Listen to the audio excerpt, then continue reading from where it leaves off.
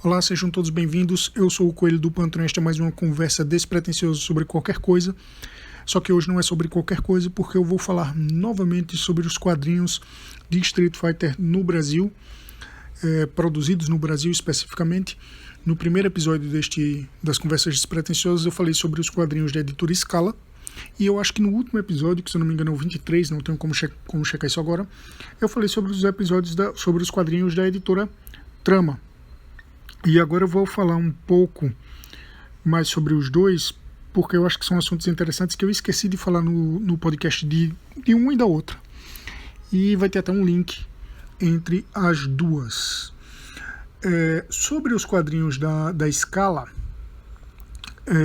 como eu expliquei no outro episódio, e já é bem sabido aqui no Brasil, muita gente já tinha falado sobre isso, etc. Tem blogs, sites que já abordaram esse assunto. Começou com 3 edições publicadas pela Malibu, lá nos Estados Unidos. Começou a ser publicado aqui no Brasil em 1994, 95, não tenho certeza. Eu acho que no outro podcast eu falei corretamente a data. Essas edições da Malibu tinham sido de 1991 lá nos Estados Unidos e tinham sido canceladas. E a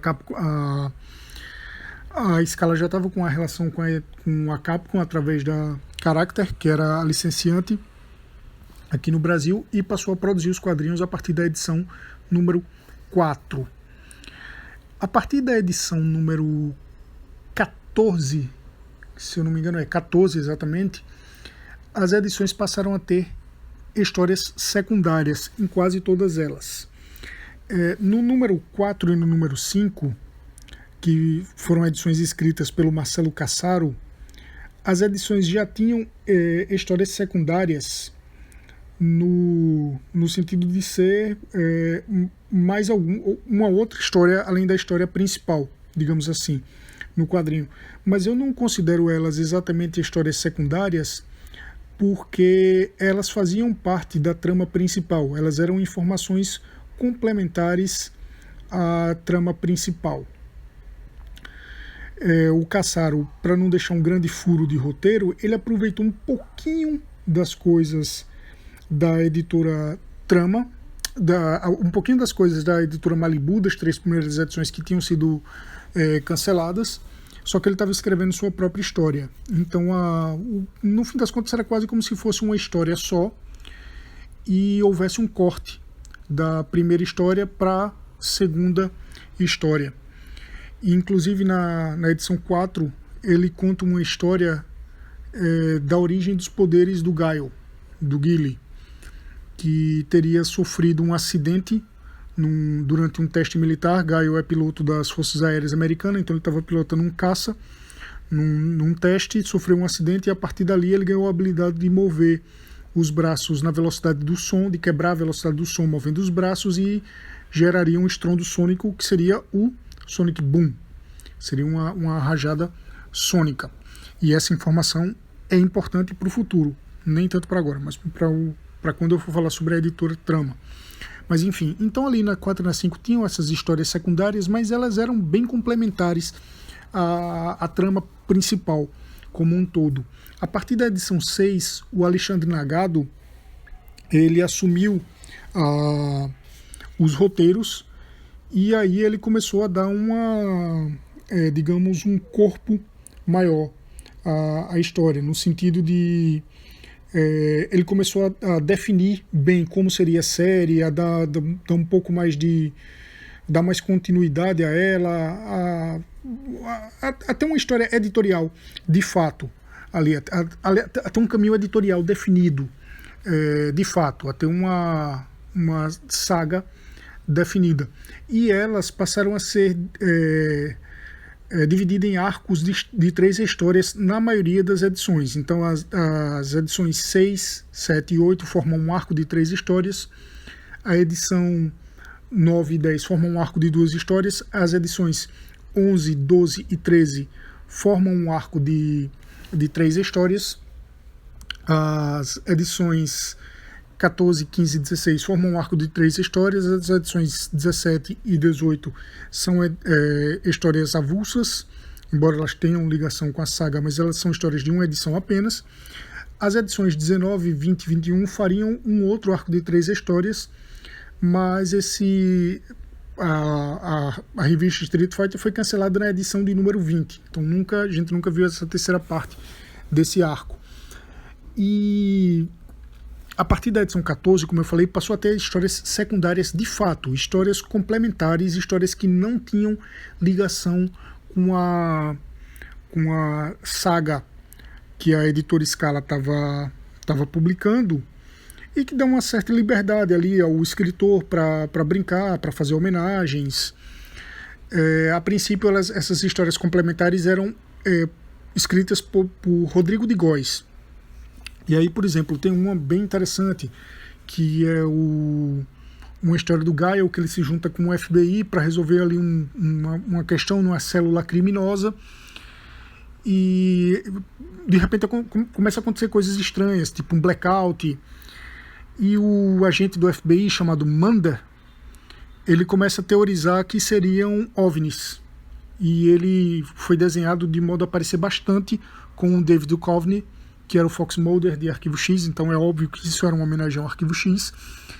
E na segunda parte dessa história, a gente vê o lado do ponto de vista da organização criminosa e entende toda a confusão que aconteceu, que deixou os agentes lá do exército americano, do FBI, confusos, porque os criminosos eles tinham contratado um fortão para ser guarda-costas dele, o nosso querido Zangief, que acabou fazendo algumas besteiras. Aí tem uma história solo do Dalsin, tem uma história solo do Blanca, tem uma história solo do Fei Long, e tem a melhor delas. A partir do número 17, a história principal, a saga do Street Fighter na editora Scala, passou a ser escrita pelo Rodrigo de Góes, que estava escrevendo essas histórias secundárias. E as histórias secundárias passaram a ser escritas pelo Alexandre Nagado. O Alexandre Nagado continuava tocando ali como editor, era ele quem dava as diretrizes editoriais, e ele ficava fazendo essas histórias secundárias. E na edição número 20, ele escreveu a que seria a melhor delas, e é uma grande homenagem a... Para mim, não só é a melhor dessas histórias secundárias, mas como também eu considero uma das melhores histórias dessa revista do Street Fighter, que se chamou Demônio Caolho, e eu considero uma grande homenagem à série O Judoka, né, que, se não me engano, o título original é Kurenai Sanshiro, que passou aqui no Brasil nos anos 90, nos anos 70, depois eu não sei se foi reprisado, mas passou nos anos 70, tem como assistir alguns episódios em VHS, que foram lançados posteriormente, etc. Dá para encontrar alguns episódios no YouTube, e conta a história de um praticante, apesar do nome ser o Judoka, em inglês ser Judo Master, ele é um praticante de Jujutsu, né, que é a arte marcial japonesa que deu origem ao Judo e deu origem ao Brazilian Jiu-Jitsu, ao Jiu-Jitsu brasileiro, e ele vê o pai dele ser assassinado por um vilão, e esse vilão foge, mas um olho de vidro do vilão cai. Então a única pista que ele tem é que esse vilão é cego por um olho, e ele vai caçar esse bandido. E ele sai rodando o mundo de moto atrás do cara que matou o pai dele. Na história do Street Fighter, o Dan Hibiki, ele quer se vingar do Sagat, porque Sagat matou o pai dele, Go Hibiki, num ataque de fúria durante uma luta dos dois, porque o Go cegou o Sagat de um olho, por isso que o Sagat usa um tapa-olho. E o Alexandre Nagado, ele juntou essas duas coisas e fez uma homenagem ali ao Judoka. Ele botou o Dan Hibiki ali num papel parecido com o Judoka, procurando o Sagat para se vingar, e andando de moto. Bem parecido com a série de TV. Ficou uma homenagem bem legal, uma homenagem bem interessante, além de ser bem desenhada, e que essa fase final da revista do Street Fighter, ela estava sendo muito bem desenhada. Tinha artes muito boas, em alguns momentos tem algumas falhas, mas tinha uma arte muito boa que tentava emular a arte do anime. Então essas histórias secundárias, elas são todas bem legais, bem interessantes, e essa em particular é a melhor, na minha opinião. E aí a publicação foi cancelada, e como eu comentei no último episódio, a editora Trama e o estúdio PPA, o Peixoto Produções Artísticas, pegaram o licenciamento para lançar o quadrinho Street Fighter 03. Esse quadrinho, assim como essas edições da Scala, essas edições da Scala a partir do número 14, eles tinham histórias principais. Tinha uma história principal que eu comentei que era dividido na verdade em 3 histórias, porque tinha essa saga principal, ela se dividia em 3 caminhos. Tinha ali o arco do Akuma, tinha o arco do Bison e da Shadaloo e tinha o arco do Final Fight, mas ela também tinha algumas histórias secundárias. Então na primeira edição tem uma história secundária da Rose, que é uma cartomante que está jogando o tarô de Marselha e comparando cada carta do tarô de Marselha a um personagem do Street Fighter. E aí na edição número 2 é uma comédia, uma aventura de comédia da Sakura, do Dan Hibiki e do Blanca na Amazônia.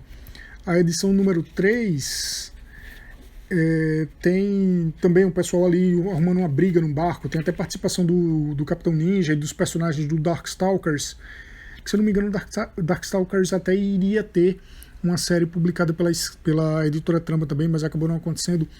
E a edição número 4 tem uma história secundária do Gaio e do Capitão Ninja, personagem do Marcelo Cassaro, conversando, e eles acabam arrumando uma briga com o Ryu e com o Ken. Eles estão numa base da Força Aérea americana. E elas são todas escritas pelo Marcelo Cassaro, assim como a história principal. Só que o que eu iria comentar dessas edições da editora Trama não tem a ver com essas histórias secundárias, diferentemente do que eu comentei da história Scala, mas de um link bem interessante que acontece entre as edições da Trama e as edições da Scala quando eram escritas pelo Marcelo Cassaro, escritor de ambas no caso. Porque quando o personagem do Nash ele é apresentado, o personagem do Charlie, no caso, Nash é o nome japonês, e aí Cassaro deu um jeito de fazer uma homenagem ao nome japonês, pedindo para não ser chamado de Charlie e sim de Nash. E muito provavelmente o nome dele no fim das contas era Charlie Nash sobrenome. Enfim, isso tem que ver com... se eu não me engano, na história acabou sendo formalizado como Charlie Nash no cânone de Street Fighter Capcom, mas enfim, não vem o caso agora. Quando ele é apresentado, ele está numa briga na base aérea americana com o Gaio, não uma briga dos dois terem se desentendido, uma luta ali, né? Os dois estão treinando juntos, estão lutando. E aí o Nash, o Charlie, ele dá um Sonic Boom e derrota o Gaio. E o Gaio fica surpreso, porque ele não sabia que o Charlie era capaz de soltar um Sonic Boom. E aí ele pergunta, como é que você descobriu o meu segredo? E o Charlie explicou, ele disse, eu sei que você usa os seus braços para quebrar a barreira do som e lança um estrondo sônico. E aí tem a brincadeira. Ele diz, pois é, Gaio, nunca engoli que você ganhou esse poder por acidente testando um novo caça experimental. Como a história que o Cassaro tinha escrito dizia, ele fazendo uma referência à própria história que ele escreveu, fazendo uma piada com a própria história que ele escreveu, e depois ele tira uma onda, dizendo, daqui a pouco você vai dizer que foi picado por uma aranha radioativa, só mesmo os trouxas do Pentágono para cair nessa. Uma tiração de onda com os quadrinhos americanos, com os heróis americanos, porque nos anos 90 havia uma rivalidade muito grande entre leitor de mangá e leitor de quadrinhos americanos. Não sei se essa rivalidade existe hoje em dia, talvez exista um pouco, mas eu noto que hoje as coisas estão um pouco mais mescladas. Os dois andam muito mais juntos que nos anos 90. E para o leitor de mangá, essa coisa do quadrinho americano, se eu estou falando dos anos 90, tá? Para o leitor de mangá e espectador de anime, essas coisas de super-heróis americanos de terem uma origem geralmente científica, de ter sido picado por uma aranha radioativa, por ter caído produtos químicos em cima de você, por ser atingido por um raio, enfim, todas essas origens de boa parte dos super-heróis americanos, elas eram consideradas algo sem pé nem cabeça, digamos assim. E a explicação do mangá, muitas vezes no mangá e no anime, os poderes não têm origem. É o caso de Street Fighter, é simplesmente uma o personagem ele tem aquela energia adormecida dentro de si e ele desperta. Esse é o caso de Street Fighter, esse é o caso de Cavaleiros do Zodíaco, esse é o caso de Dragon Ball. Street Fighter e Dragon Ball usam a mesma, digamos, o mesmo conceito de energia espiritual, que é o Chi ou o Ki, que é bem comum na tradição de artes marciais orientais, chinesas e japonesas. E aí eles transformam isso em poder. Então tem essa tiração de onda, além de ter tido a referência do Cassaro à história que ele escreveu na edição número 4, como eu já falei. O Cassaro provavelmente escreveu essa história, isso aí eu não tenho certeza, mas provavelmente ele escreveu essa história baseado em boatos que se contava na época, porque nos anos 90 a gente não tinha tanto acesso à informação como se tem hoje. Ali na primeira metade dos anos 90 ninguém tinha acesso à internet, não existia internet comercial. Então o pouco que a gente sabia da história dos personagens era o que era contado no fim de cada um. Quando você zerava o jogo com um personagem, você via o final dele, aí você via um pouco da história sendo contada, você teria que saber inglês para entender um pouco daquilo ali. E também o que tinha nos manuais, que era muito pouco, era pouquíssima informação. E tinha muito boato, muita informação de boca entre os jogadores. Então se dizia isso, se dizia aquilo. Sei lá, eu já escutei, por exemplo, histórias como do tipo a garra na mão do Vega, o Balrog na versão original japonesa, Vega no ocidente, o espanhol, a garra na mão dele, ele teria tido a mão arrancada e colocou uma garra para substituir a mão. E o rosto dele tinha sido deformado, por isso ele usava aquela máscara. Quem teria feito isso teria sido Bison e a Shadalu. E por isso ele queria se vingar do Bison e da Shadalu. É uma história completamente sem pé nem cabeça. Ele tem mão, o rosto dele não é deformado, muito pelo contrário, é considerado um rosto muito bonito. Ele usa a máscara para proteger o rosto, porque ele é vaidoso, e ele trabalha para o Bison. Mas essa era uma das histórias que se contava. Assim como a história do Blanka sempre foi muito nebulosa. E aí tinha muito boato do que tinha acontecido com o Blanka, por que ele era daquele jeito. Tinha gente que dizia que o Blanka não era brasileiro, ele só estava ali no Brasil, afinal de contas o nome dele é Jimmy. Então o avião que ele estava caiu no Brasil e ali ele cresceu ali na floresta amazônica. Tem gente que dizia que ele era brasileiro mesmo, e os caras botaram o nome Jimmy porque eles não faziam ideia de como seria um nome brasileiro. E isso é verdade, afinal de contas depois eles colocaram um personagem brasileiro chamado Shan. Mas, enfim. Então um desses boatos provavelmente era a origem de como Gaio ganhou os poderes para lançar o Sonic Boom. E tem uma certa lógica você pensar que foi um acidente com um caça.